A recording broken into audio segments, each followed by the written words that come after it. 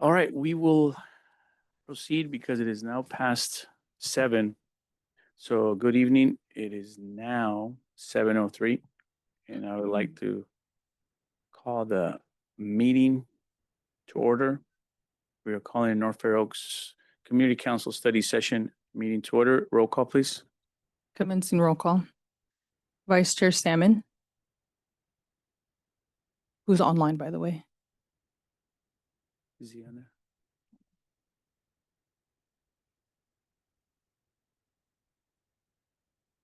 Vice Chair Salmon. I'm here. My internet connection keeps dropping. My apologies. No worries. Okay. Councilmember Esser. Councilmember Whitney. Councilmember Daly. Councilmember Rodriguez. Councilmember Parisi. Councilmember Orozco. Councilmember Aponte. And Chair Prado. Here. Just a quick reminder, can you guys please speak into the mics? Thank you. Thank you. We will now move on to public comment. Does anyone have a public comment on any topic not on the agenda? As a reminder, the council may not discuss or take action on items not on the agenda. Members of the public, we are now on item number 2, general public comment. If you would like to speak, use the raise hand feature on Zoom or submit a speaker slip to the clerk, and you'll be given 2 minutes to speak. Are there any public comment? We have none submitted, and looks like there's none online either. Back to you, Chair.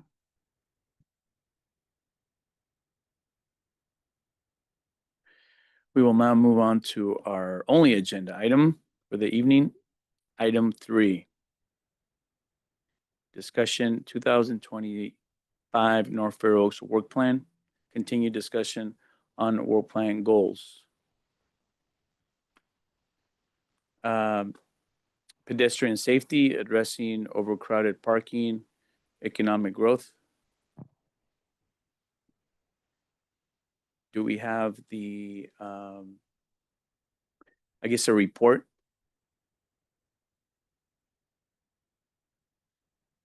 Yes, so Kenny is sharing this right now on the screen. So this is kind of what you guys, yeah, we also have it printed right here, a hard copy here, what we're showing right now on the screen. And so this is just kind of what you guys left off with, I believe, with Debbie. And so Chair Prado, if you just want to go through it, and you guys, this is basically your time to discuss. Yeah, we will. Kathleen is getting hard copies for us because it's a little hard for us to read from the screen. So we're going to pass these to the rest of the council members so we can have a discussion. This is the work plan template, goal and outcome: improve pedestrian safety and reduce vehicle speeds in key areas of North Fair Oaks, in particular Fair Oaks Avenue, which was an area that we made as a priority in the safety, pedestrian safety area. So activities and action steps, this is where we are. Number 1, 1 to 3 key locations within North Fair Oaks where pedestrian safety improvements is needed. Identify 1 viable solution per location and present formal presentation. Resources partners, Public Works, CHP, Sheriff Office, community partners, residents, other concerning parties. Outcomes or indicators in progress. Do residents feel safe? Fewer pedestrians, residents reduce vehicle speeds. Number 2, explore options for traffic calming, alternatives to Public Works policies on installation of traffic calming devices. Outreach to schools, renters, hear concerns about pedestrian safety. Well, I do want to update the council on this matter. I did meet with the supervisor, our supervisor, Gautier, about our concern about the safety, in particular, the 3 blocks that on Fair Oaks Avenue between Fifth Avenue and Fair Oaks Elementary School. Because it's in residential area and a residential street that has seen unusual high level of accidents, high-speed accidents, as the CHP officer that came to our council meeting publicly stated that all the number of accidents that have happened there. But I have also asked for Public Works or through the supervisor's office to see if we can address some of the signage on the street. The blocks in question on Fair Oaks Avenue do not have any speed indicators, for example. So I'm thinking, Kathleen, would you concur, since you walk those blocks a lot you walk a lot on Fair Oaks Avenue? There are no speed indicators or signage in either direction on those blocks that we are talking about. Is that correct?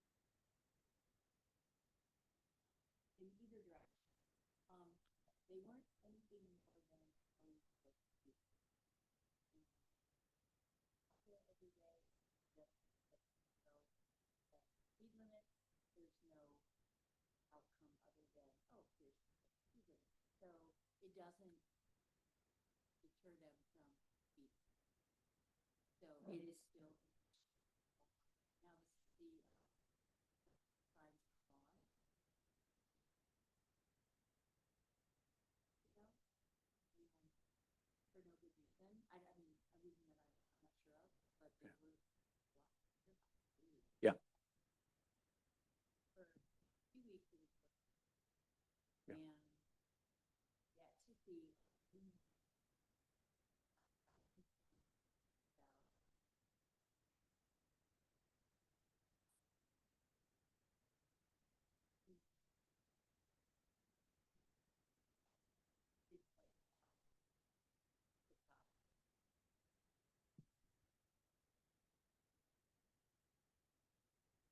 Oh, you couldn't hear any of that? I'm so sorry. Okay. All right. Yeah. So it 2 steps forward, we're backwards. It still has not been addressed. Correct. Yeah, there was a county, I think through Josh, he made that possible, where there was a speed indicator, Mhm. flashing lights, and that was there for some weeks. It's not there anymore. But we need to find a permanent solution to that problem. I know that CHP did mention when they were here that it is an issue for them to be able to monitor that. And we know that the sheriff doesn't take care of traffic. It's up to CHP, and it sounded like when he spoke, there were just issues with the amount of manpower that they had to actually do anything. I would like to see a blinking sign that gives tickets, something that deters them a little bit more, and or speed bumps and other things. But we still have an issue. Yeah, the point 2 here, exploring options for traffic calming or alternative public work policies, calming devices. So our initial request, and I think that's what the majority of us have in mind, is have like a speed bump, like many other residential streets have. Our concern has been that there's like outrageous amount of signatures that are required in order for Public Works to do this. So unless we somehow go around that. Without needing Public Works to do this long involved study, I've seen temporary ones. Have you ever seen the ones that they're not actually built into the road, but they're metal devices that I'm just wondering if we can ask for something like that to at least try to see if that works with a calming device. They're not permanent. They're not built into the road, but has anyone ever seen them? Yeah. Where they're metal. Yeah, they're laying on top. what would it take for DPW to put something like that in place? Just to, even if it's even just to collect data. Yeah, or put some of the speed indicator or to collect the data on how fast the cars are going through there. I could make. So that- that's something that we need to continue to discuss, and I don't want to drop the ball on this. Like I want to move forward with this matter because it's a concerning safety matter on the street, especially because your school is up again, starting a new school year, and there's a lot of children walking and adults, of course, and people on bicycles and skateboards and everything else. So it continues to be a serious safety concern. So we'll need to follow up on that of a permanent solution and not just temporary signage. So something permanent. Through the chair, George had his hand. up. George, you're up. Yeah, I got a comment. I mean, we know there's obviously an issue. We've talked about this before. We've been told we got to get an ungodly amount of signatures to get anything moving. What if there was a death on that street? Let's say someone got killed. Would that negate the need for signatures? Would that trigger supervisor or anyone else to step up and say, we need to get something moving here?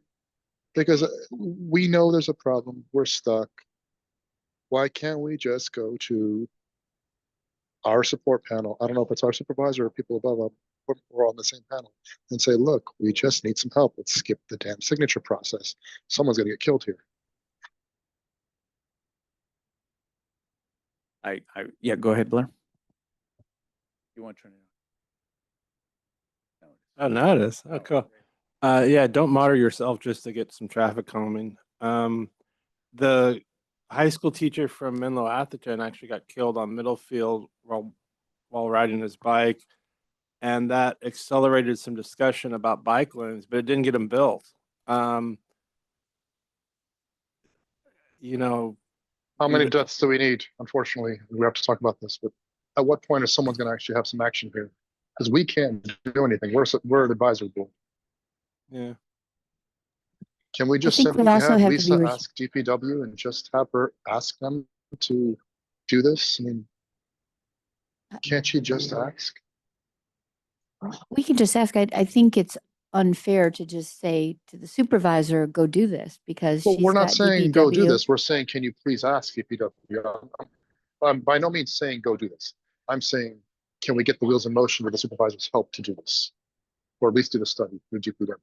Would that start with us writing a letter? I mean, asking the Board of Supervisors to support an effort to get DPW, because DPW, their agenda is set for the year. So all of a sudden, we have to figure out a way to get inside of Public Works, CHP, Sheriff's Office to do something that we want.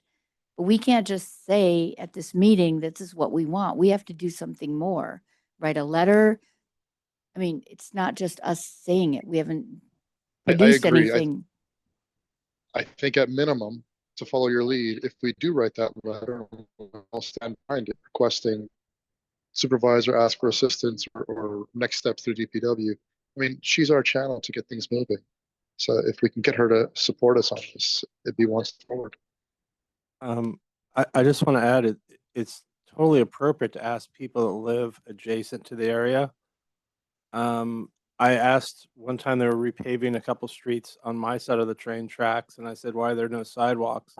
And they actually did like a little election with those two blocks, and they didn't want sidewalks. They wanted to keep like the rural kind of setting.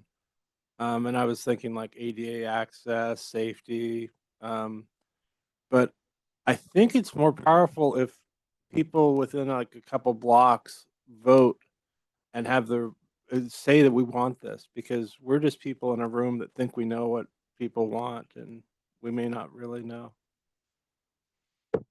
I believe I asked at the last meeting if we could go door to door along Fair Oaks Avenue and ask for some feedback from people. And I was told we had to have this meeting and decide that that was part of our work plan. So yes, it does make sense to go up and down Fair Oaks Avenue, but we have to figure out how to get permission to do that.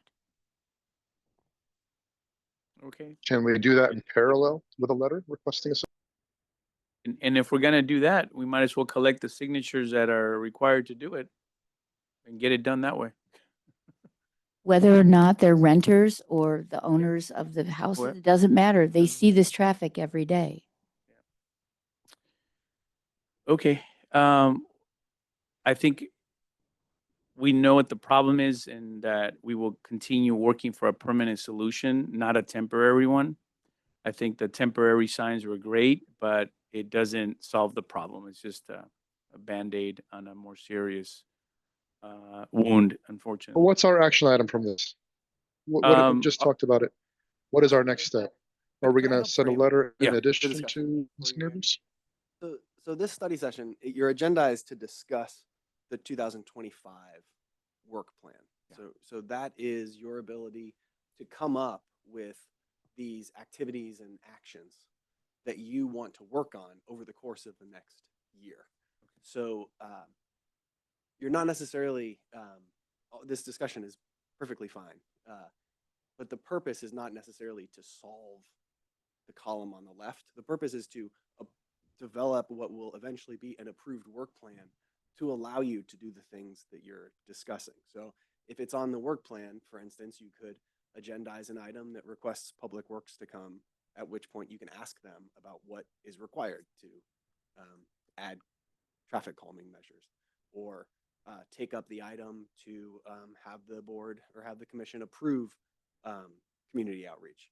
But the purpose of the study session is to develop the work plan. And once you have those activities, that's what guides your work for the coming year. Sounds great. So I So we don't think need to come that, up with solutions today, just define the problem and we can have a solution. yes, and I Is think that accurate? more specific, yeah, it's fair. And I think more specifically, finding a permanent solution, not just temporary signage. So I think that's the action plan, that we continue working with the Department of Public Works to find a permanent solution as we move forward with the safety concern on Fair Oaks Avenue. Kathleen, are you happy with that? Okay, then go ahead and I elaborate. would like permission. So a few of us could go be a part of it, to go get the information that we need to take to Public Works to say, this is why we think this is important. Okay, walking door to door along Fair Oaks Avenue, talking to people, collecting some data. Yes, we know what we think we know, but until we actually talk and can get signatures, we're just talking in my mind. So we need the information. We need the support of the people along Fair Oaks Avenue in order to get DPW to even think about it. So that has to be a part of the action plan for 2025, or we're just continuing to keep this on the agenda for what? Okay, I say we collect the signatures and just go forward with the process that the county has then, if we're gonna do that. George, are you on board with that? Not exactly. I mean, we say the process the county has, we went through that process last year. We realized it didn't work because it was too much legwork. I think we need to try something new. And my personal process should be, let's ask the supervisor for help or reach out to TPW and skip this process. We're wasting a lot of time. I hear you, we're not George, here to and define- that's exactly what I did. I met with the supervisor and she said that we need to follow protocol. We need to do what is, what the Department of Public Works wants us to do. And if signatures need to be collected, then they need to be collected. So I think that's the That's legwork our that needs to task. be done. Okay. Yeah, I That's I fair. understand what you say, George. I share your frustration, and that's what I met with the supervisor for. But that was the response. Go ahead. Thank you. Understood. Thank you. I had a couple questions. Is there like a template for the signatures, or do we just get like a piece of paper and start writing names? No, it's all on the website. There's a procedure what neighbors have to do, and how many signatures you need, and everything's on the website, on the And they county. have to be registered voters. Um, I don't know. Because I recall an initiative in North Fair Oaks maybe last year, and it failed because a lot of the signatures were from people who weren't registered to vote. No, from what I understand, they just have to be property owners, which was one of our big kind of concerns, is because on Fair Oaks Avenue and around the school, there's a lot of people rent. They're renters. They're not property owners. So we could run into that problem where we collect all the signatures that are required, but then when the county verifies them, they'll be like, oh, these people living in their home, they're not the owner. They're the renter. So that's another issue. That was directly related to rent control in North Fair Oaks, where that happened. So that's how that happened. But I think in order to provide the supervisor with some support, even if it were, we talked to 100 people who live between Fifth Avenue and Barron, or the next block up. Everybody on that block has seen an accident, a speeder, a parking issue. Like you could just, I mean, I had a draft of something we could start with and just say, can you give us any feedback? And then from there, we take that information and we compile it. Yeah, it's not a formal survey from DPW, but it gives us enough ammunition other than us, enough ammunition to make noise versus us just saying it. That's what I'm looking for. We had a neighbor who reported accidents. We all remember that story. We need to write that down. We need to be able to show that to the supervisor so then she can move something forward. It doesn't mean it'll take the entire DPW process, but we need to help her and her staff get there. We can't just say it needs to be done. Just had a question. Can a council member start that, or does it have to be a resident from that area?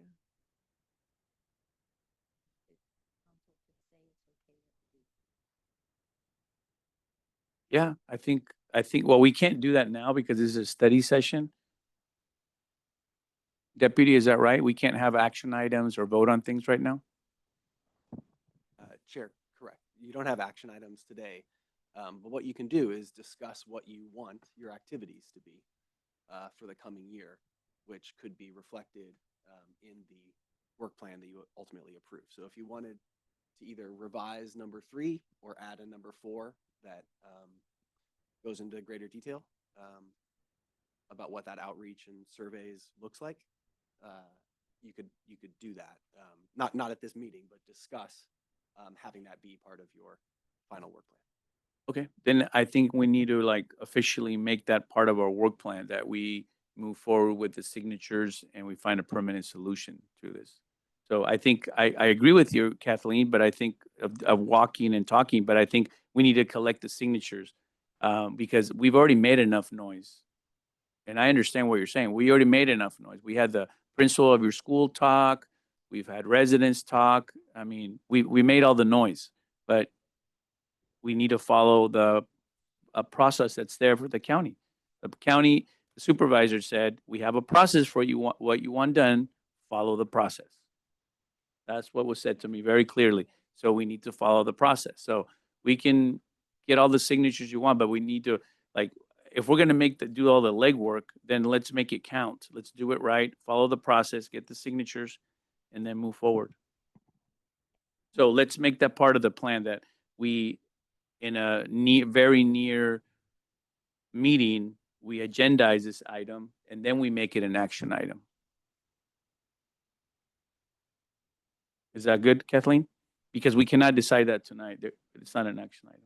Okay, let's do that. Okay, Through the So- chair. And to be clear, this is just for the pedestrian safety rate with signatures? yes, Okay. yeah. So we want to make an action item in a very near, whether it's next month or so, Okay. action item to where the council votes Mhm. on moving forward with the process of collecting the signatures that are required for a permanent solution on a street calming device. Can Is that a fair language? Did I use the right language for what we want? Chair, again, I think that language is fine. The idea is today you're just discussing ideas, so the full commission will have an opportunity to look at and discuss whatever that activity ultimately says when you approve the plan. Just to be contrasting here, no matter what we do as far as traffic calming, a bunch of people are gonna hate it and come out and complain. That happens everywhere. Redwood City did like traffic circles and speed bumps, and 1 week everyone's like, "Oh, we got to do something." The next week, like, "Oh, we hate what you did." It's just the nature of people, and we do have a traffic epidemic of kind of lawlessness, running reds.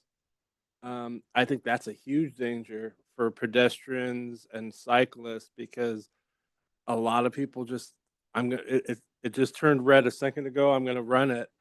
Um, and I think what's coming is like these automated ticketing things that's rolling out in San Francisco and other communities because the sworn officers are just too busy doing other stuff to do traffic enforcement. So they're gonna automate, I think. This is in the next 5 or 10 years, but that's the kind of the future I see. As part of this process, I think it'd be interesting to understand historically why some things happened in North Fair Oaks in terms of where speed bumps were put, where they weren't put, where stop signs are, where they're not. I live on a street where there are no stop signs on either side of the street. So I watch people come around this corner, I watch people come around that corner. They don't have to stop. How did that happen? Where's the history behind? So we might be able to make the argument that, hey, historically, traffic calming in North Fair Oaks is a bit of a joke issue. Like there, some things just do not make sense on the Redwood City or our side of North Fair. They don't exist on the other side of Fifth Avenue, but they certainly exist on our side. So And I think that that's why the county has this process in line is to collect the signatures that are required because there are going to be members in our community that are going to object to this, but we feel it's a safety matter, and if we collect the signatures required by the county and that's the process, then we go forward with the process. And it's we cannot hold back if some people are concerned about that. It's safety is paramount. So if everyone's okay with this matter, we can move on to the next item. The pedestrian safety, we can move on to addressing overcrowded parking, which is another concern or problem. Is there anyone here that was in the subcommittee about addressing overcrowded parking? Do you want to speak on that?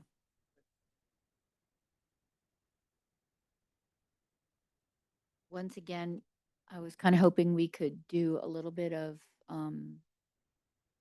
community effort to try to talk to people about parking.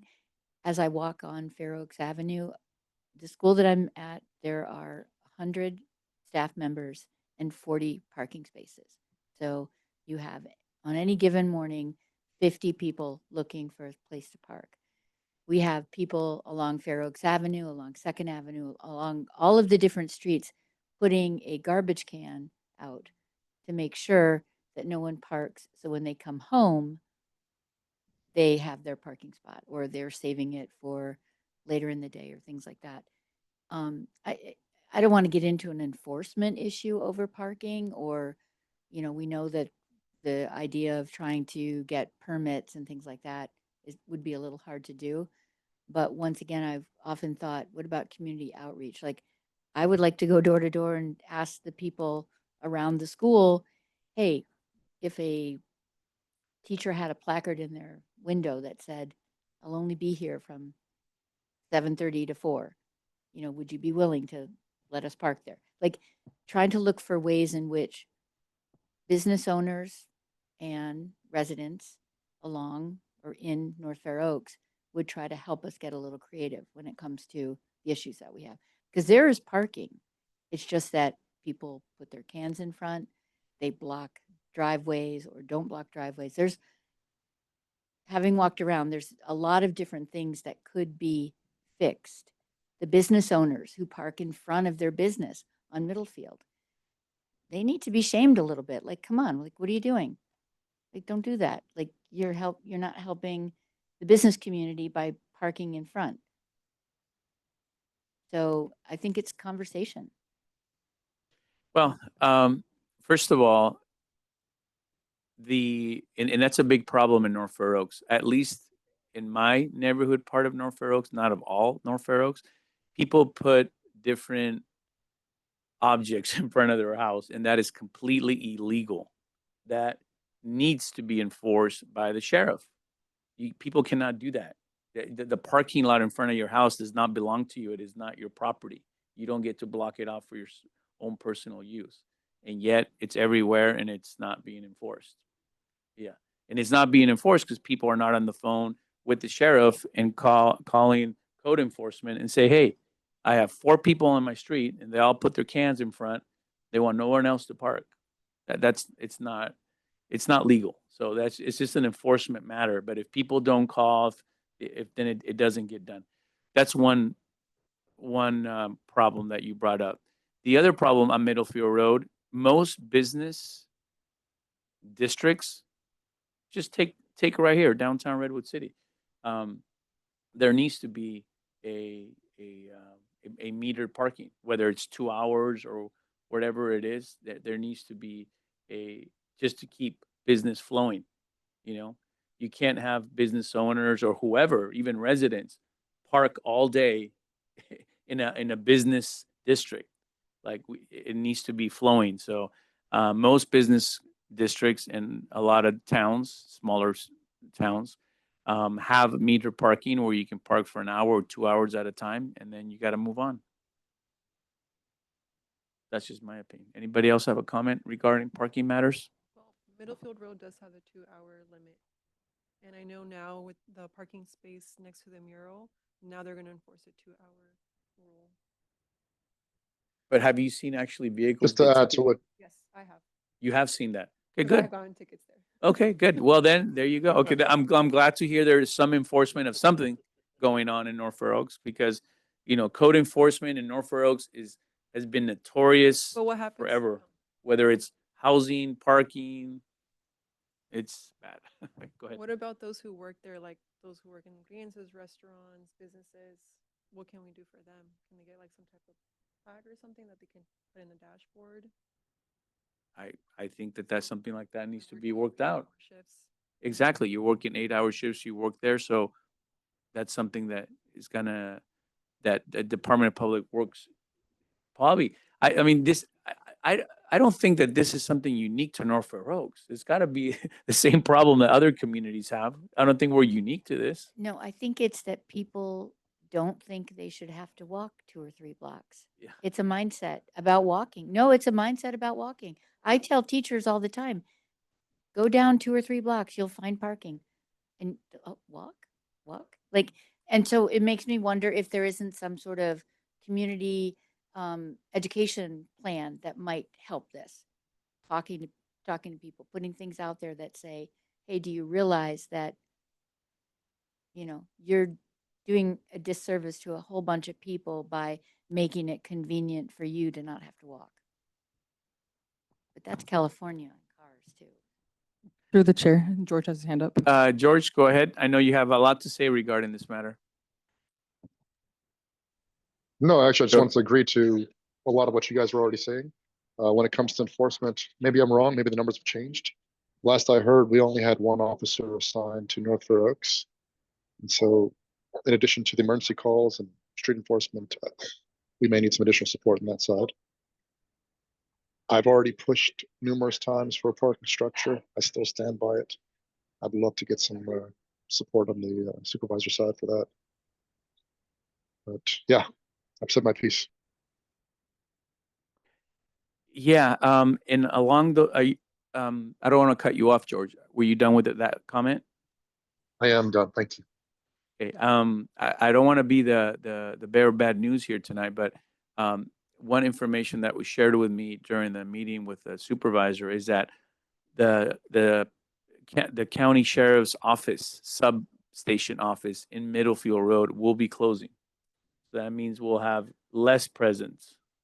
Less And than if one? you, yes, the one that, the only one that's No, there. no, we only have one officer, so Well, we used where to have will they two be? because there was another one in the corner of Edison Way and Fifth Avenue. And that one's shut down. That one's not working. That used to I be a don't mean substation. substation. I mean actual officer. From what I understand, only one officer is assigned to us. Yeah, no, I understand that, but what I'm speaking to is something different. I'm talking about the actual physical office itself is closing down. So we're Ouch. losing two offices That's to, not good.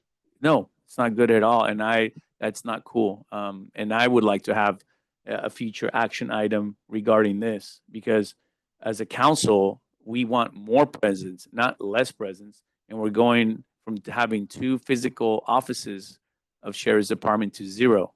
So that's not the direction we want to go in. So that's something else I want to add in a future agenda that we do not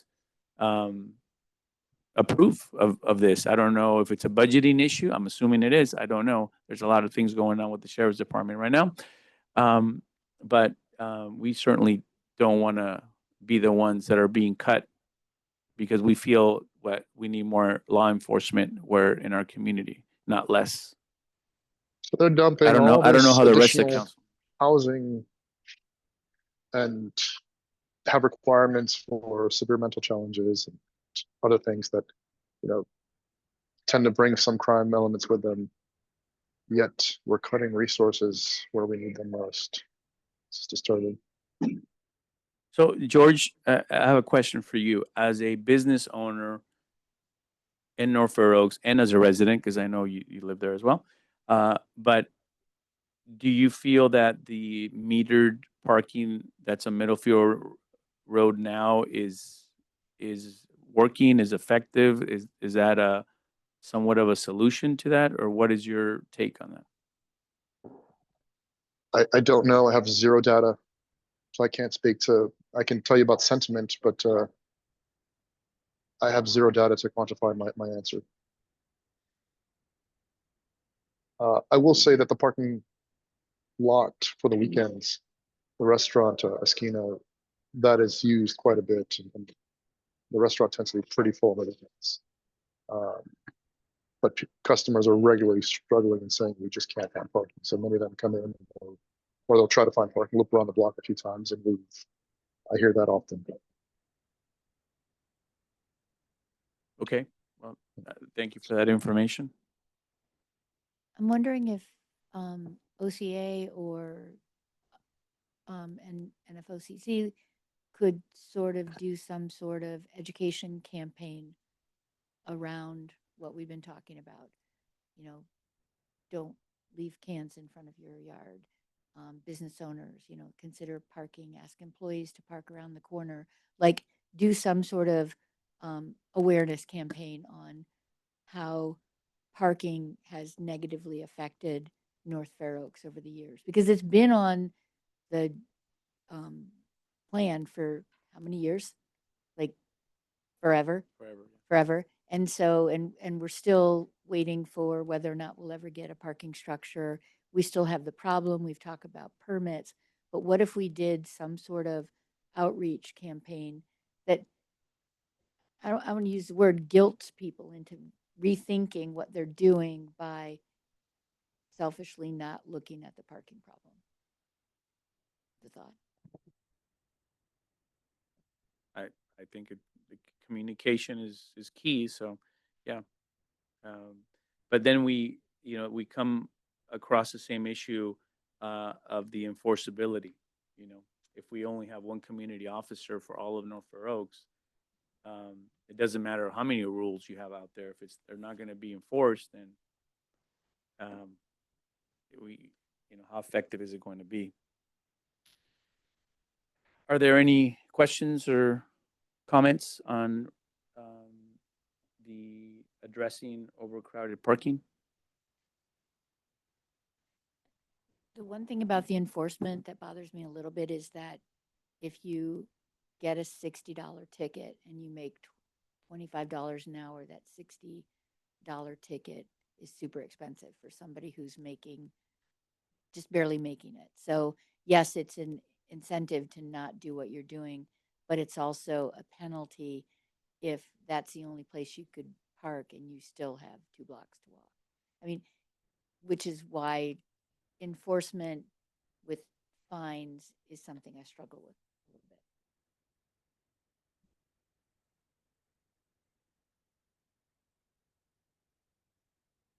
She's thinking. No, well, I want to empathize for people who work and work over 8 hours. So I really do think that they should have some type of plaque on their dashboard that they are aware and that they can't get any tickets.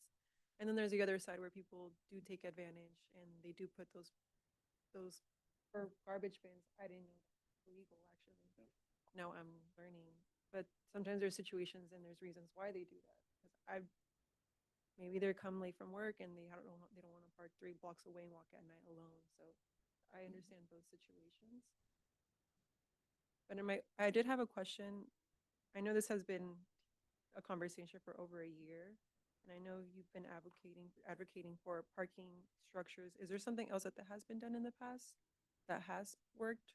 That has only been Well, what has happened in the past is that the county created parking lots once the reconfiguration changed on the parking, because the one on Middlefield, it used to be perpendicular, now it's parallel. So in order to compensate for that, the county created these lots that are spread out throughout Middlefield. And that was kind of the county's answer to that. But our concern and from the business owner's perspective on Middlefield, that those lots are not enough for the demand, and therefore we need something that is, suitable. Because we feel it's not suitable.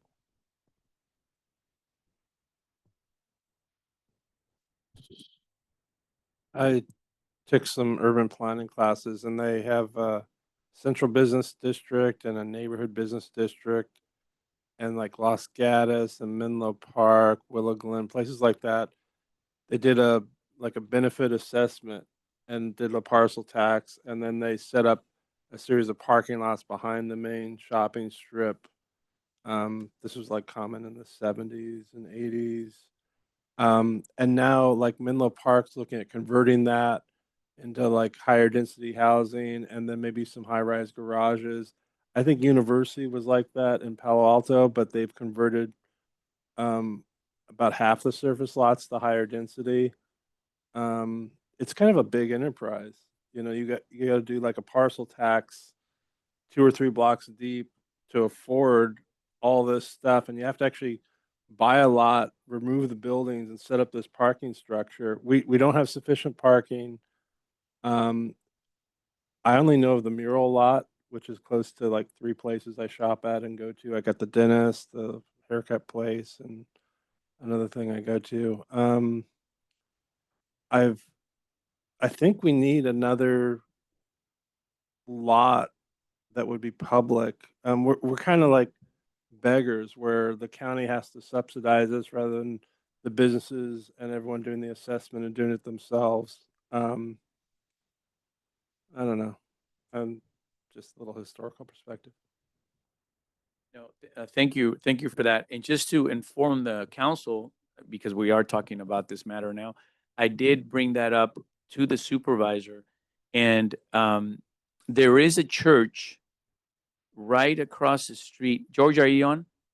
Are you there? George? Okay.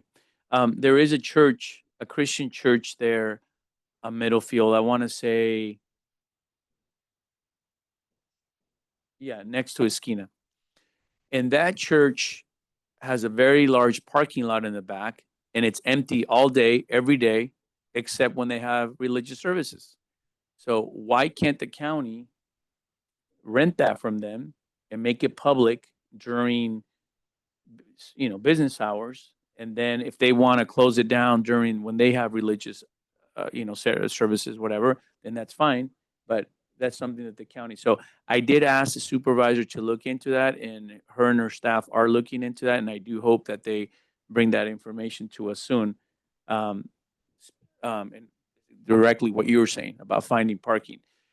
There is a small, very small parking lot that was created by the county between Fifth and Sixth on Middlefield Road. It's a very small lot, but it is a lot for some cars there. I don't know, maybe 8 cars, 10 cars. There's one lot there, and then there's another lot in the corner, a Middlefield Road and corner, right where Gruyense is. There's a little taqueria Gruyense in the corner.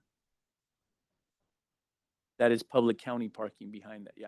And that parking is a little bit bigger. I want to say maybe 20 cars, 15 to 20 cars back there. And again, those were created by the county to compensate somewhat, obviously not nearly enough, but for our opinion, but to compensate for that. Also, there is parking. I don't know how accessible it is on Middlefield Road where the clinic is. Are we allowed to park there? Does anybody know? Where the clinic is, a county clinic. It is a county clinic. Is it not county grounds? Can we not use that parking? Because it is on Middlefield Road. You know where I'm talking about, right? The only clinic that's there, right by the railroad tracks crossing, yeah. I believe there's restrictions on the weekends. Like you have to have permission from the clinic on the weekends To park there? to park there, yeah. Huh? Yeah,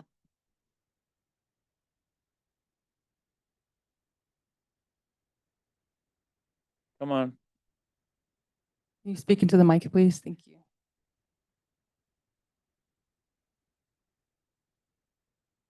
Can you guys hear me? No, we can't. Can you sit Hello? down so we can? The parking space in front of the clinic for folks utilizing the services. So can the public use that parking or not? No, Well, okay, that's something that we can explore and maybe it can. It's a lot of parking. There's a lot of space. I don't know if the clinic needs that much space. they do. I think it's also one of those things where I'm not going to walk that far. If I worked at Second and Middlefield, oh, that's too And far. they have a lot of staff, obviously. Yeah. Yeah. Josh, how about that one church that I brought up? Do you have anything on that? We're still looking into it. You're still looking into, that's fine. Because that seems like a very viable solution because it's right on Middlefield. And not only that, it's right smack in the middle of the busy part of Middlefield Road, in my opinion. There's also a parking lot behind the supervisor's office in Second Avenue. Yeah, that's very restricted. It's No, only, behind it. yeah, behind. Between the new employment Yeah. center. It's Yeah. permitted, only permitted residents can park there. Yeah. No. No? Let me get more info regarding that. I think from past conversations, it will only be dedicated to staff from the Economic Center. But let me get more info and I'll get back to you guys next meeting. All right. I think that then we can make an agenda item of this and then you can present us with the information. Through the chair, I think Emma has her hand up. Just answer for that. Emma, you're on.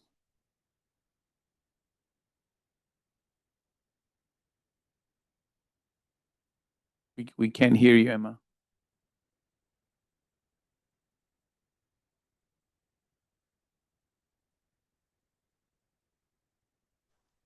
Can you guys hear me now? Yes. Yes, we can hear you. Okay. Are you asking about the parking lot that's for the Economic Advancement Center staff? Yes, I'm confirming, right? That is correct? Yes, that's Yes. what we're talking about. Okay, that parking lot is designated for staff that are working in the Economic Advancement Center. As you're aware, the Middlefield Road mural parking lot is a 2-hour parking lot, 2-hour time restrictions. And so this is a temporary parking lot, and you must be aware that that entire building will be still under discussion on what type of project would go there, but it appears to be very likely something related to housing because that is also a significant need in Repair Oaks. So Okay. right now it's dedicated. I think there's about, Beatriz, there's probably about 10 parking spots. And I know that there's more than 10 employees that work there. And so we've designated that for the staff. Beatriz, do you know it's about 10, right?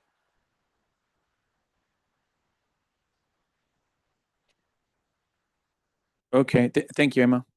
The church that's in the corner of Third and Middlefield Road, I'm looking at Google Maps right now, and their parking lot is so large, it goes from Third to Second Avenue, is the entire block. And looking at the spaces from Google Maps, they easily have 20, 25 spaces there. And I'm looking at the Google map, and there's literally 3 cars in this giant lot of 25 spaces, and everyone's fighting for parking on Middlefield. So I think it makes perfect sense that we make an attempt, right? Look at that, it's empty. I actually had a friend at San Jose State who pretended to convert to a religion to get free parking at a Mormon church near campus because he didn't want to buy an $81 permit, which is extreme, but you know what? It did work out for him. So he did it for a couple of years. It turns out he's not really a Mormon, but he just wanted free parking. That's a great story. I like it. There you go. All right. Some divine intervention. Okay. I'm also still of the belief that we should go back and talk to Stanford because those lots continue to be empty day after day after day. Can you say specifically which ones? The ones on Bay Road. Yep. And now the little part of North Fair Oaks that got carved out to Redwood City where they have purchased the land and leaving it looking terrible. Yep. Yep. Big, huge parking lot right there. They're not going to build that space. Come on. This is what, 2 years in the making where they've held on to that land, forced a couple businesses out, a nonprofit out, and nothing is happening but overgrown weeds and a horrible looking fence. So Yeah. And it it's doesn't look good for North Fair Oaks. no. And it's Redwood City. That's the No, problem. It's not our jurisdiction anymore. I don't think they pay call themselves a non. Kind of a funny thing. 85 billion. Talking about next, sorry. Yeah. I'll try it next time. Okay. Okay. So we have a plan on that. Josh is going to get back to us on this information that was requested for a future meeting. George, is there anything else that you have on this item of addressing overcrowded parking? No, I think we discussed it. Thank you. Wait, Okay. actually, can we add exploring a community awareness program to the idea of seeing what we can do to alleviate parking? Sounds great. A community, figuring out some sort of community awareness program, like things along the lines of it's illegal to put a can in. Kind of stuff. Yeah, I think that Department of Public Works should do a better job of communicating the information because I'm sure a lot of people don't know it's illegal for you to do that. And they should say, these are the consequences. You will be cited and this is how much you'll pay for your citation. Can I I think the next slide is funny about your neighbors and reporting lost cats. So that might be a good place to rant Next door. share your feelings. Another business that has a lot of space in the back is is it Blue Bottle? Yeah. Big Bottle? Oh, Blue Bottle's the coffee shop. Big. might be worth talking to the owner. Thank you, Josh. Josh is gonna look into it. And will report to us in a future meeting, all the possibilities for parking. Thank you, Josh. Really appreciate it. Okay, are there any other comments regarding parking matters? Supervisor's office is only open one day a week or one day a month. Those 3 spots might be free. You can just sort of jump into those. Uh-oh, Josh walking really fast over here. I don't think he, exactly. For you, Blair, I can make an exception.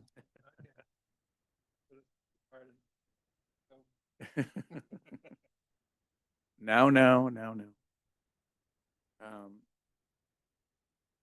Okay, we'll move forward then to the third point, which is economic growth. Is there anyone here on the council that was heading that subcommittee or can share information regarding economic growth?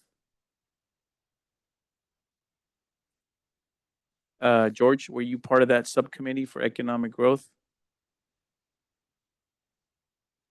I was, however, we didn't get the budget we were told we were gonna get.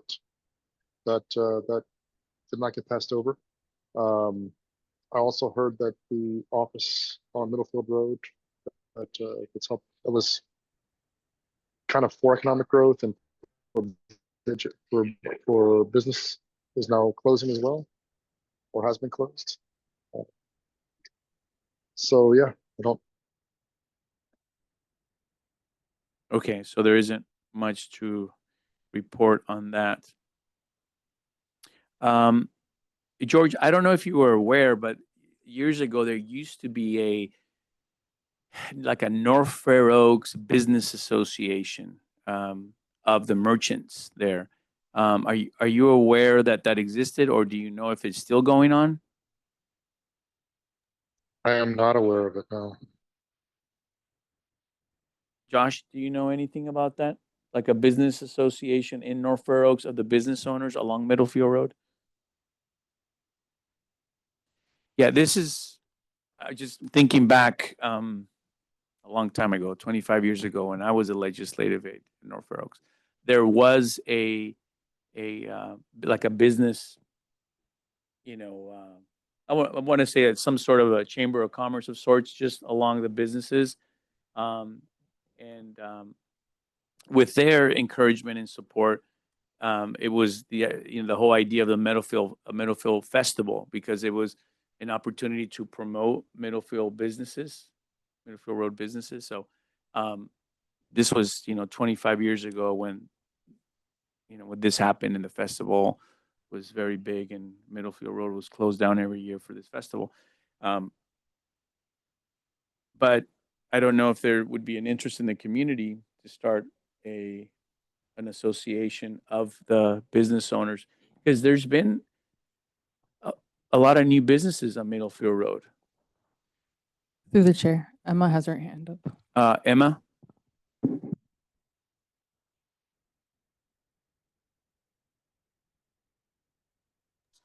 Kathleen, you might be able to give some information on that. And I could tell you Juan Carlos said that has not existed for several years, that association.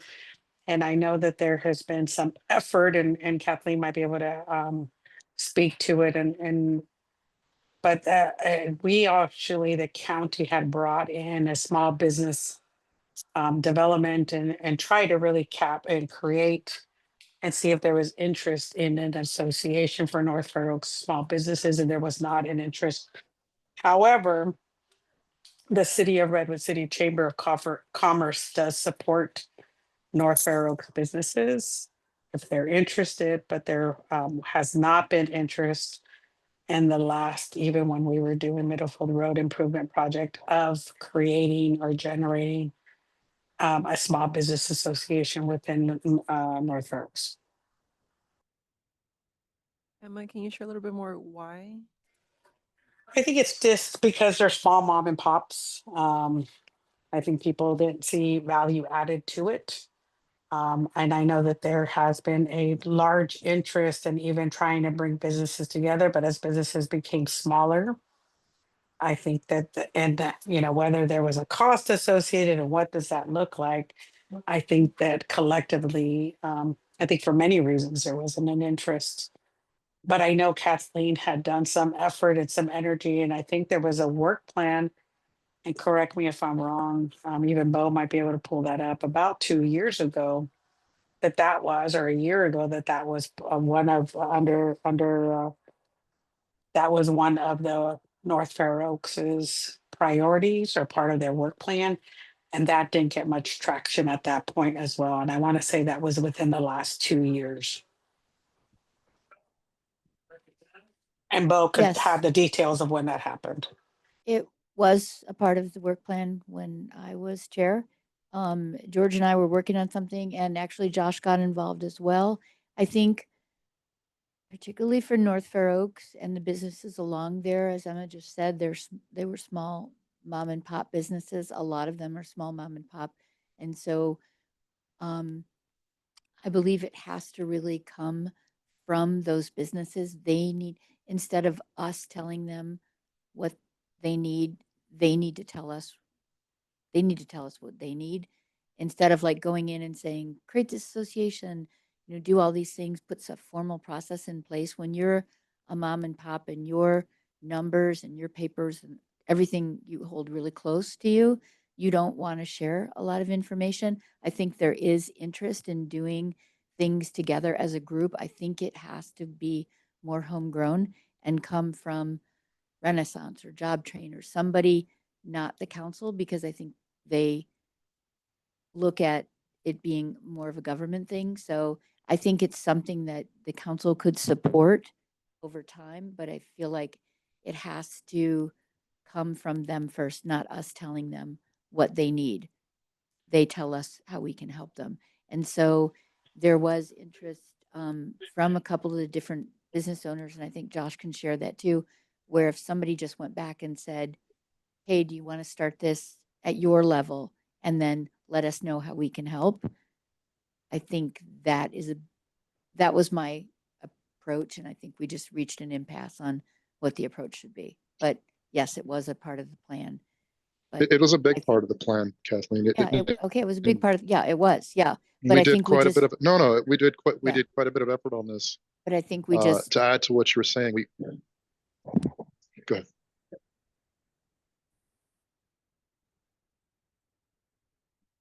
Josh, is there anything you can contribute to this?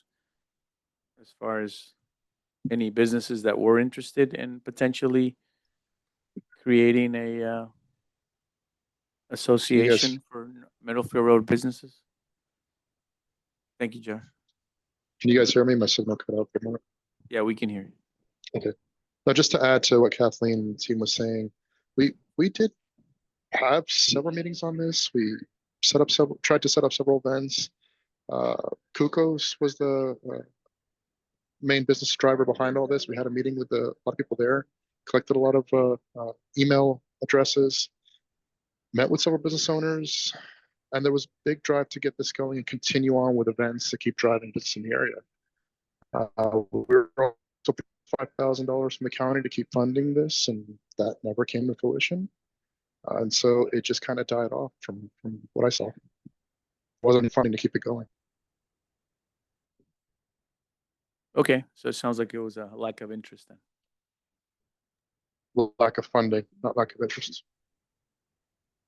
I don't think it's a lack of interest on the part of the business owners. I think it was just more that we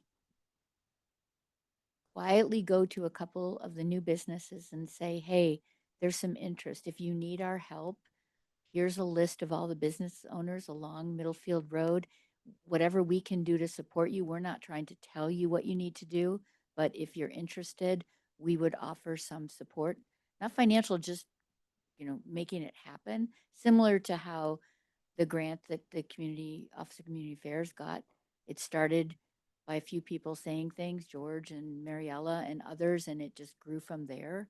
So I feel like a business association really has to come from them, and then they ask us for help. But Once again, we don't Yeah, tell yeah, them. you want it to be kind of organically, right? From the organically. ground up, Yeah. not from the top, not from the county down, but organically from, okay. I Because understand. there was also around that time, there was issues about parking, Middlefield Road, the, the construction that was still going on. So there was there was a bit of anger. There was a bit of frustration with the county. So it's kind of like, oh, maybe we don't tell them what they need.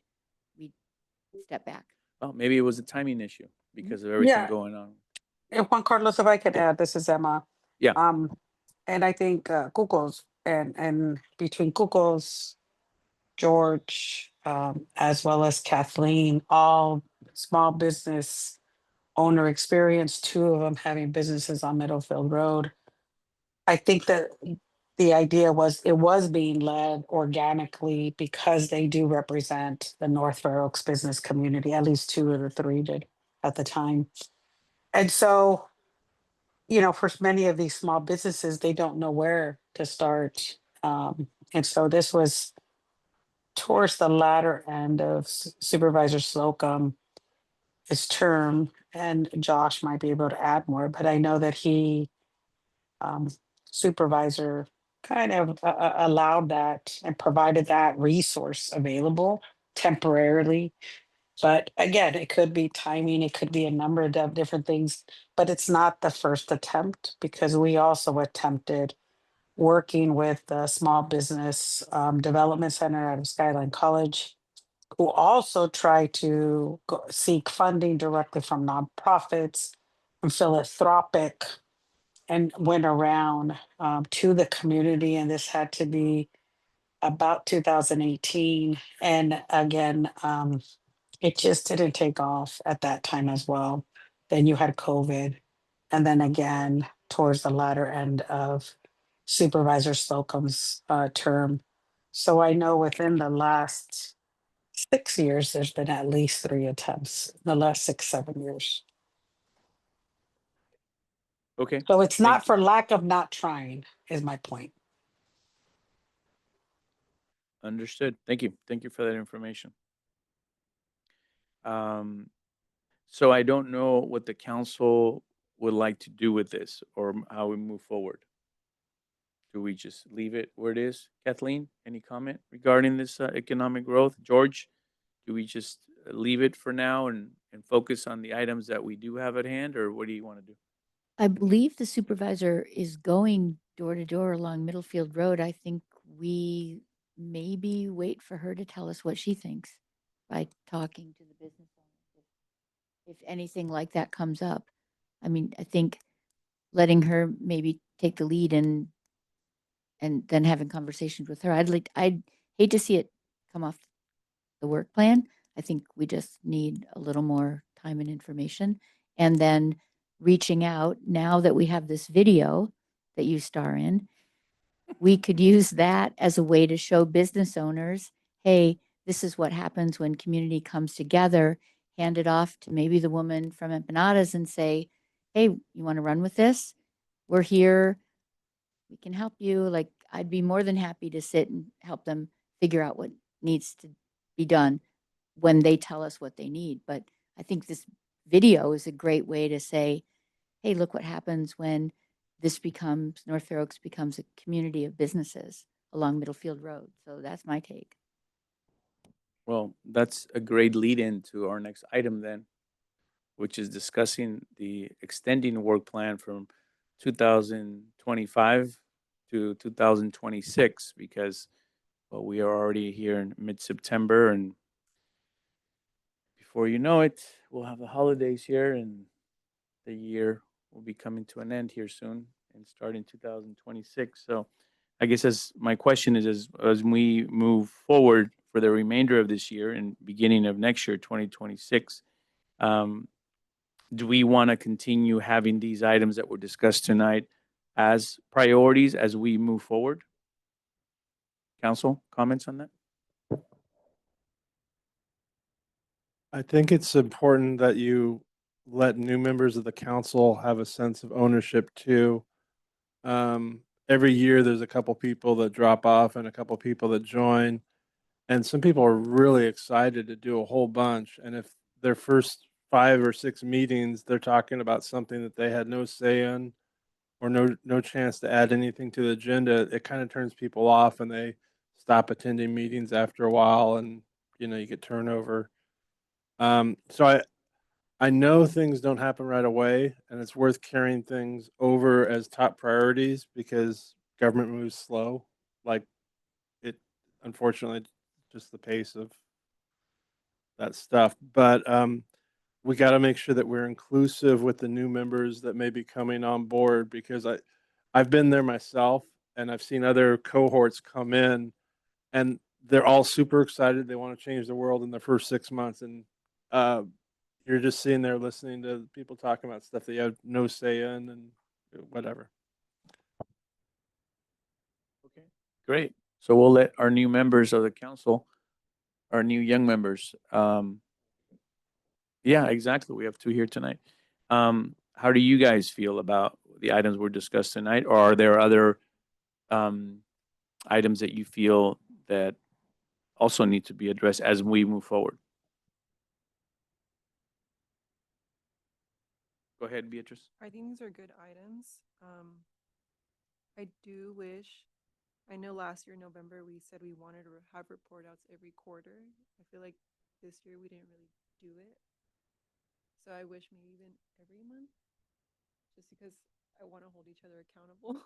And also I think it kind of forces us to start really working and taking things a little bit more serious, because I know I kind of leave things last minute. And I think if we're like, oh, we're gonna report in a 3rd month, let's wait until the 3rd month and start getting stuff done. I think if we start working together, even just having meeting sessions with our little groups, I think I would like that myself.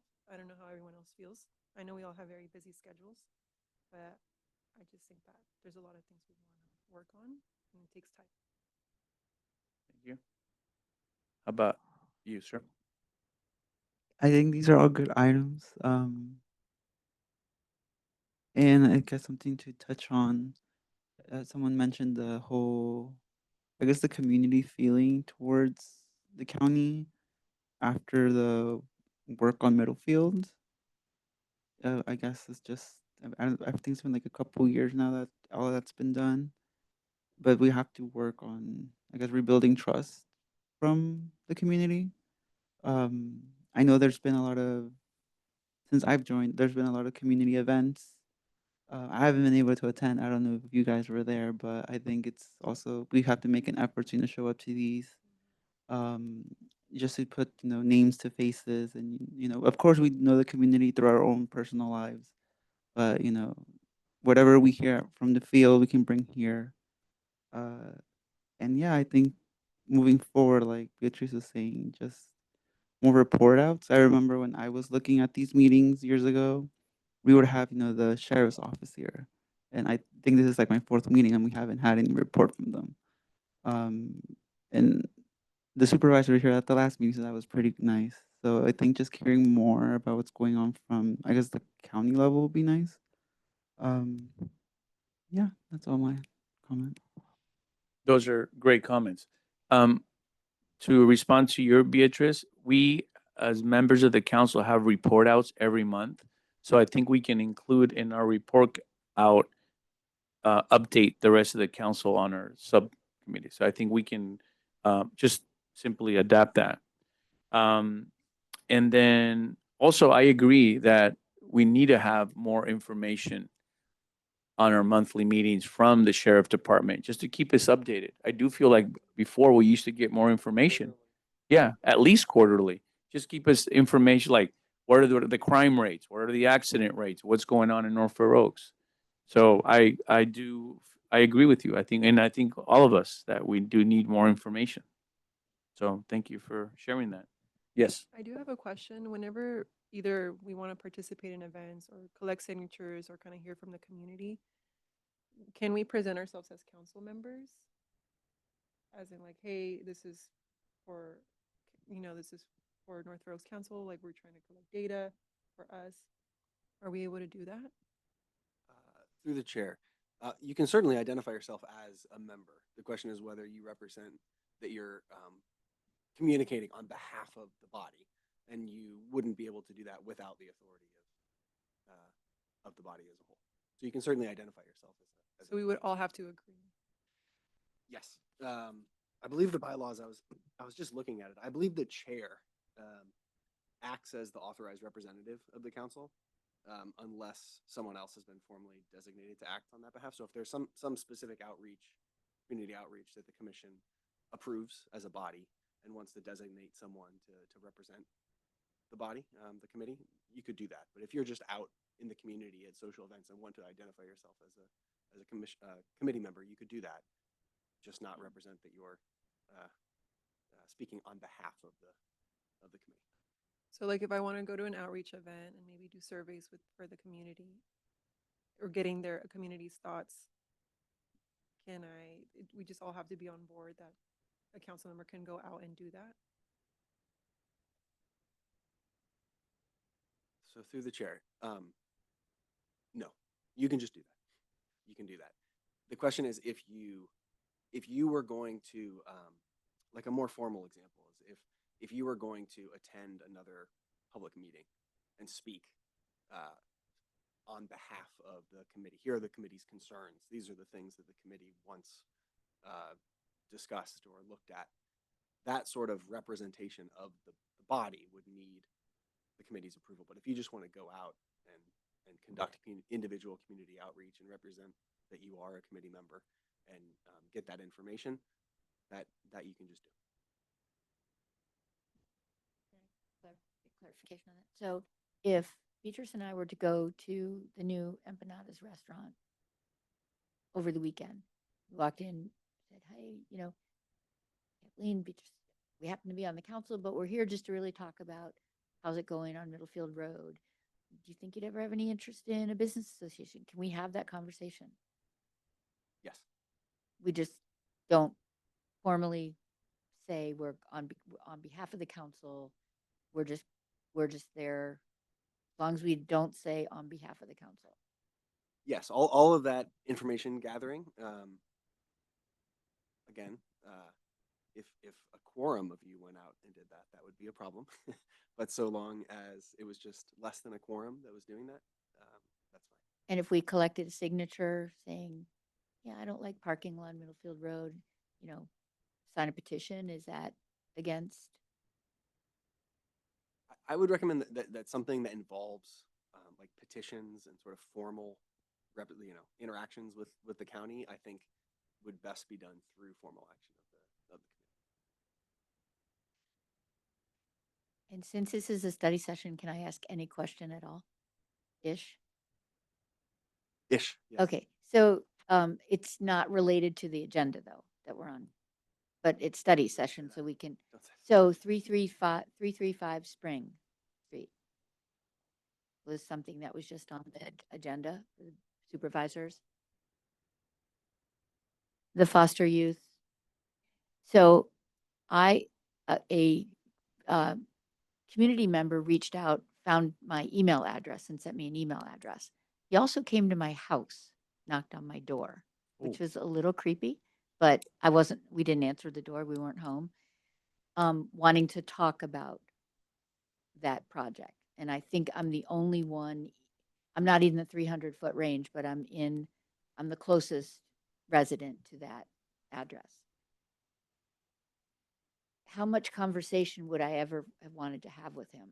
And or I probably should have been at the community meeting, but not necessarily as a representative of the council, but I certainly wish I would have known about that meeting because I have a really strong opinion in terms of what supervisor wanted. And instead of letting this person go on and on about how much they were against the project, I may have been able to support it, but not as a council member, but just as a resident.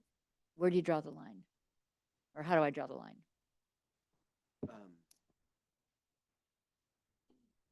So this is a little afield of the study session agenda, which is the work plan. I'm happy to talk with you. Okay, we'll talk offline. after. Okay. But the short answer, we can just get this clear. You can speak to members of the public. That's part of the function of the committee is to do community outreach and get information, and that's part of what you share through your report out process. There's no limitation on you speaking to members of the community. That's part of the function of the body.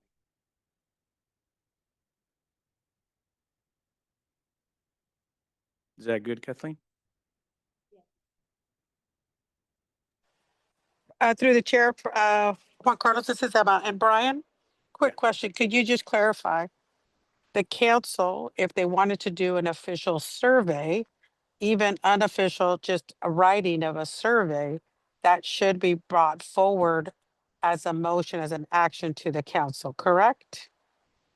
Yes, Emma, that is correct. The formal action of the body would be done. It's what you're doing tonight is identifying the activities that you want to focus on in the coming year. So that's things like formal surveys or petition like signature gathering, things like that would be identified as part of the work plan.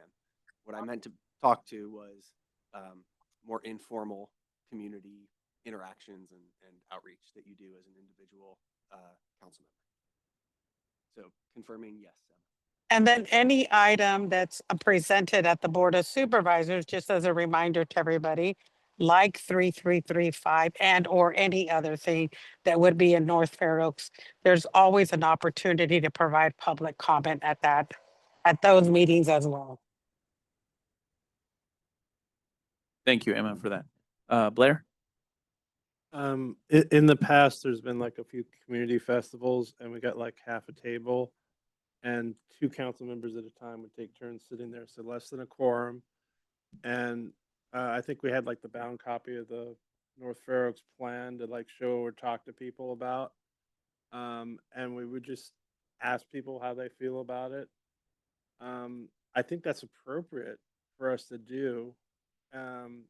Maybe even have like a suggestion box or, you know, I like the idea that people can voice their concerns and we can like read their comments at the beginning of the meeting. Like, I don't know.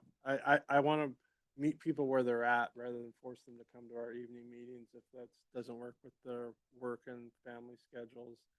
I would even go so far as to like have the agenda at the public library on the wall with the box underneath it, like, hey, give us your comments or your questions and we'll read them at the beginning of the meeting. I don't know. I like to expand democracy rather than shrink it. Oh, absolutely. We used to do more of that, especially when we had the last time we had the Middlefield Road Festival. We did have a table up there, and we used to have 2 councils at a time, kind of doing shifts during the festival, and we can do that. And talking about that, there is going to be a North Fair Oaks little gathering Sunday, September 28th. So not this Sunday, but next Sunday in that little park that's on Edison Way. No, I'm sorry, corner of Edison Way and Fair Oaks Avenue on the Mellow Park side of North Fair Oaks. So it'd be great if we can have some participation. So, council, since if we were to meet at a fair or event, public community event, and we're all there, as long as we're not meeting, discussing county matters, we can gather at our community event, right? Yes. Short answer is yes. Okay. It's an exception to the Brown Act. It's an exception to the rule. Okay, so there's no I'll give concern you all about of them that. really quickly. Just so Okay, you go know. ahead. An open and publicized conference, an open and publicized community forum, an open and noticed meeting of another legislative body, or a purely social or ceremonial occasion. And that is so long as you're not discussing matters within the subject matter jurisdiction. Perfect. Okay, I think it's perfectly clear. It'll be for social purposes only. Corner of Edison and Fair Oaks Avenue, 2:00 Sunday. I'll bring it up in the meeting next month, but it's an annual event and it's a very nice event because it's sponsored by a lot of the local businesses. They will have some adult beverages there, which is always nice. The band, just saying, it's a good time. Okay. All right. Any other comments? We're good? We want to make sure that our younger, newer members are included and you voiced, and we agreed with your concerns of doing monthly report outs with like detailed information, what has been the progress, right? And then yours, sir, was, remind me again?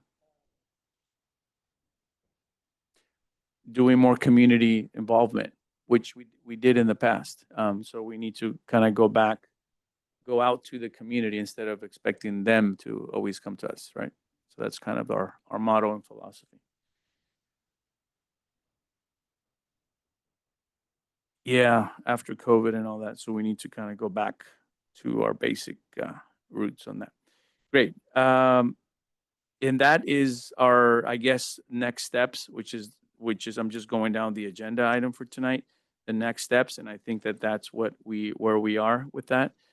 And I think to close the meeting tonight, we are ready, queued up to see Through the chair, just to note, for people online, that there were no public comments there are no public comments. online or Zoom. Or Okay. in person. All right, thank you for that information. And then, so we'll just close the evening out with the video that we've been making reference to all night. Not everyone has seen it. You have not seen it, Beatrice? I'm hurt. Really? There's a lot. Oh, no. This is.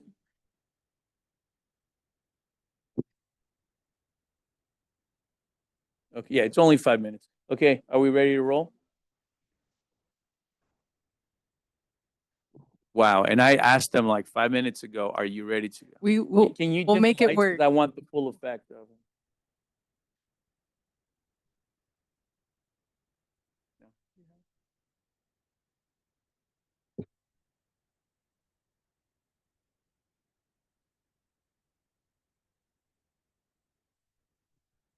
Hold on. Yeah, few minutes.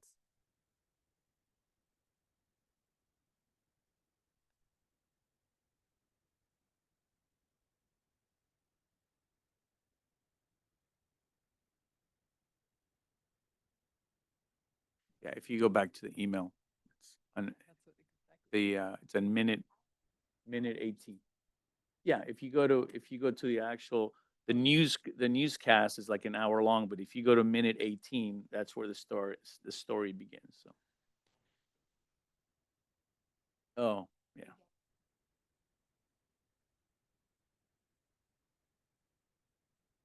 Kathleen has special privileges. Also.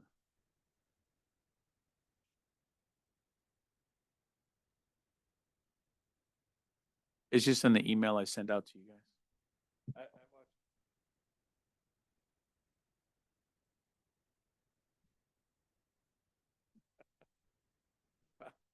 It's just public television. Public television. There's nothing in there that's not appropriate.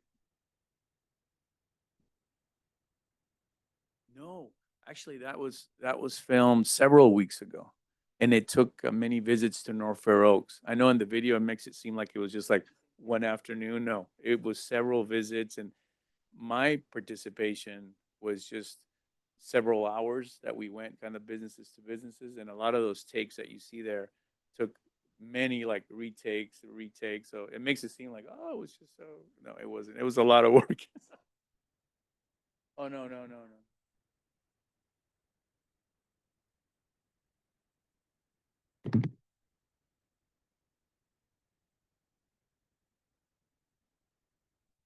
Yeah, but we want to put it on the big screen. No. Oh wait. Oh okay.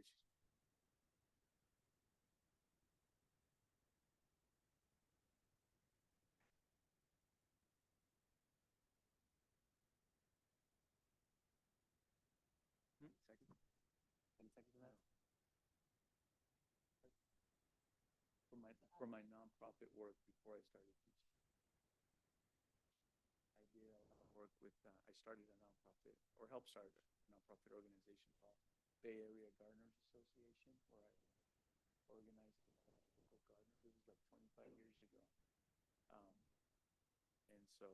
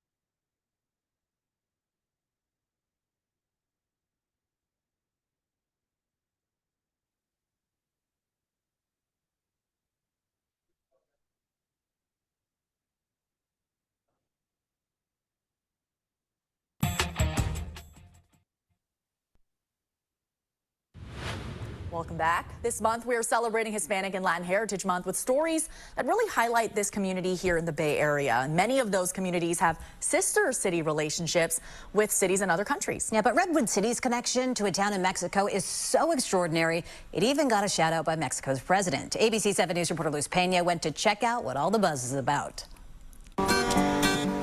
When you walk along Redwood City's Middlefield Road, you quickly get immersed in another culture.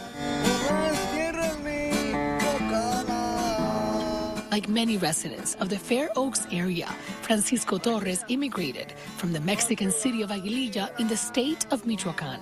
So many people came from that town over the decades that last December, Mexican President Claudia Sheinbaum said this. Ahí en Redwood City hay creo que más habitantes de Aguililla, Michoacán que en Aguililla, Michoacán. So, of course, we had to go to Redwood City to check it out. Hola, Juan Carlos. Hola. Meet the local expert. He knows all the spots. you're in Little Mexico and in Little Michoacán and Little Aguililla. So what is so special about this place that even the Mexican president was like, hey, I love this Little Mexico area in Redwood City? There's a lot of history here. The immigration from Aguililla, Michoacán started in the 50s. My father immigrated here in the 60s, and I was born and raised in this community in the 70s. The Mexican president also remembers Redwood City for its food. Se comen las mejores carnitas. The businesses that the president from Mexico was referring to are the famous carnitas michoacanas. This was our first stop. This is a family from Michoacán. They make them in this giant pan and they stir them slowly. So twice a day you can come and see how they make them fresh. It takes 4 hours to cook carnitas. So we'll come back for them. We are inside Panaderia Michoacán, which is a family that's been in the community for several generations now. My parents from Aguililla, Michoacán. When they came, my father back in 78 decided to open the business. He was the main baker and we're the helpers. And you're keeping that tradition alive. We call it pan dulce. Traditionally in Mexico, they will eat it in the afternoon as a merienda, as a snack. But here, people tend to do it more in the morning with their morning coffee. And that's why they bake twice a day, one early in the morning, and then they bake another batch in the afternoon. Con cafecito, with a little coffee, with a little milk. When you come to the store, you get your tray, and you get to select whatever bread you want. It's not behind glass, it's not behind the counter. It's an experience. Absolutely, and this is the cultural way of doing it. I want to try all of them, but which one do you think I should try to give me a taste? Give you a taste? Of Michoacán. I would go with pastel. Pastel's very good. Pedro opened a second store on Middlefield Road. Here he serves a traditional dish from Michoacán. You can rarely find it at Mexican restaurants. Morisquetas, rice, beans, chile rojo, which is pork. It's a legacy of my father, not we're carrying on. We are now at Chavez Supermarket. It started in Redwood City. David Chavez immigrated here from Aguililla, Michoacan, and started his own chain of supermarkets. And now they have 10 all over the Bay Area. They also make their own tortillas. They make their own tortillas, not only corn, but they also make their own big flour tortillas. I love that Chavez also has their own taqueria. Next. ¿Me puedes dar un taco de carnitas?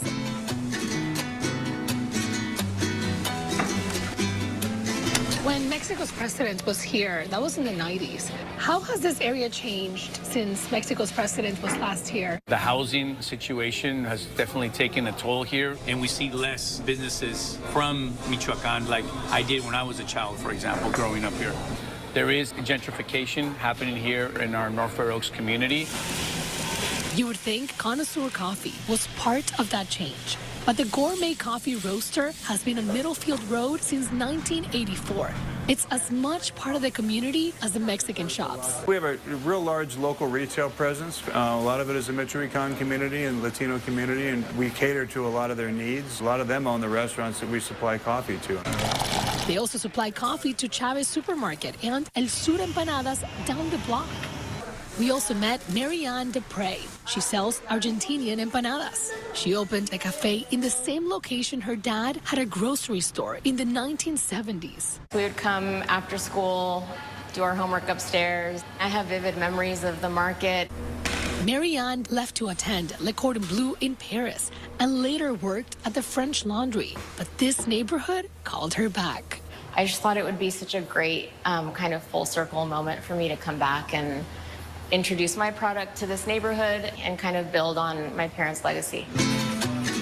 Thank you for showing us around. Absolutely. In Redwood City, Luz Peña, ABC 7 News. That looks good. All right. Well, polls in San Francisco.